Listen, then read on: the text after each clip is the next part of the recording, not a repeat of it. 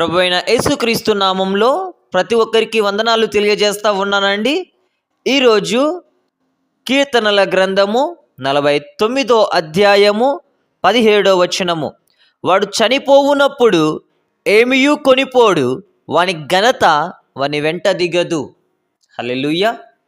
ఈ దినం దేవుడు మాట్లాడుతూ ఉన్నటువంటి మాట, ప్రియ సహోదరి సహోదరుడా, నువ్వు లోకంలో ఉండొచ్చు, దేవునిలో ఉండొచ్చు, పాపంలో ఉండొచ్చు, శాపంలో ఉండొచ్చు, దరిద్రలతో ఉండొచ్చు, ధనవంతుడవై ఉండొచ్చు, పరిశుద్ధుడవై ఉండొచ్చు, నీతిమంతుడవై ఉండొచ్చు. అయితే అందరితోనూ కూడా దేవుడు మాట్లాడుతూ ఉన్నాడు. హల్లెలూయా. ఈరోజు నువ్వు బీద పరిస్థితిలో ఉండొచ్చు, ధనవంతునివై ఉండొచ్చు. అయితే ఇక్కడ దేవుడు సెలవిస్తూ ఉన్నటువంటి మాట, మరణం అన్నది ప్రతి ఒక్క పాపపు శరీరానికి కూడా దేవుడు విధించినటువంటి ఒక విధి. హల్లెలూయా.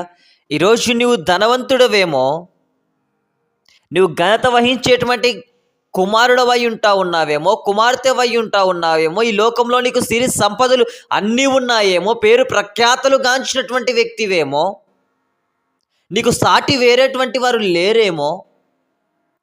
అయితే అవన్నిటిని బట్టి విర్రవీగుతా ఉన్నావా? అవన్నిటిని బట్టి గర్విస్తూ ఉన్నావా? అయితే దేవుడు ఇక్కడ సెలవిస్తూ ఉన్నటువంటి మాట, ప్రియ సహోదరి సహోదరుడా, ఈరోజు నువ్వు ఆరోగ్యం కలిగి మంచిగా జీవిస్తూ ఉండి, తింటా ఉండి, బ్రతుకుతా ఉన్నట్లయితే దేవుని కృప. అయితే ఇక్కడ చనిపోవున్నప్పుడు నువ్వు ఏది కూడా ఈ లోకం నుంచి బయటికి తీసుకొని వెళ్ళలేవంటండి. హల్లెలూయా.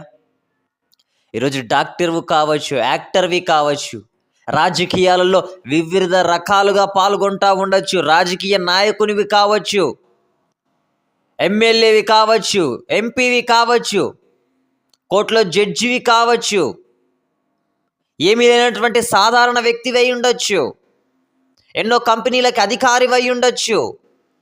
అయితే నువ్వు చనిపోయినప్పుడు ఏమీ కూడా నువ్వు తీసుకొని వెళ్ళలేవనేసి దేవుని వాక్యం సెలవిస్తూ ఉంది. నీ ఘనత నీతో పాటు ఈ భూలోకంలోకి దిగదు. నువ్వు చేసినటువంటి మేలులు కొన్ని రోజులు గుర్తు పెట్టుకుంటారు, తర్వాత మర్చిపోతారు నువ్వు ఎలా బ్రతికావు అనేసి. అయితే ప్రియ సహోదరి సహోదరుడు, ఇక్కడ దేవుడు మాట్లాడుతూ ఉన్నటువంటి మాట, అవన్నిటిని బట్టి నువ్వు గర్విస్తానే ఉన్నావేమో, నీకు ఈరోజు పలుకుబడి ఉంది అనేసి ఇష్టానుసారంగా మాట్లాడుతానే ఉన్నావేమో. అయితే ఒకటి ఉంది, దానికి భయపడు, మరణం. ఆ మరణం తరువాత నరకం కావాలా, పరలోకము కావాలా, నీ చేతిలోనే ఉంది. ఎప్పుడైతే భయము కలిగి దేవుని యందు భయభక్తులు కలిగి జీవిస్తావో, దేవుడు నిన్ను పరలోక రాజ్యానికి రక్షణ ద్వారా దేవుడు తీసుకొని వెళ్ళాలి అనేసి ఆశపడుతూ ఉన్నాడు. అయితే నీవు ఎటువంటి ఘనత ఉన్నప్పటికీ కూడా చనిపోయినప్పుడు నీ వెంట ఏది రాదు అనేసి ఎప్పుడైతే తెలుసుకుంటావో, ఈ లోకమంతయు కూడా వ్యర్థం అనేసి ఎప్పుడైతే తెలుసుకుంటావో, అప్పుడు దేవుడు నిన్ను జ్ఞానముతో నింపినట్టు. హల్లెలూయా. అటు రీతినటువంటి కృపా జ్ఞానము మనందరికీ కూడా అనుగ్రహించబడును గాక. ఆమేన్. ప్రార్థన. మిక్కిలి ప్రేమ కలిగిన దేవా, నీకు వందనాలయ్యా. అవును ప్రవ్వా, మేము చనిపోయిన వెంటనేనైనా ఏమి తీసుకొని వెళ్ళలేము ప్రవ్వా. అయా, మేము ఘనత ఉన్నప్పటికీ ఘనత లేనప్పటికీ ఏవి మా వెంట రావు అనేసి నాయన తండ్రి, నీ వాక్యము ద్వారా మాతో మాట్లాడి ఉంటున్నారు. అందును బట్టి నీకు వందనాలు స్తోత్రాలు చెల్లిస్తున్నాను తండ్రి. ఆమేన్.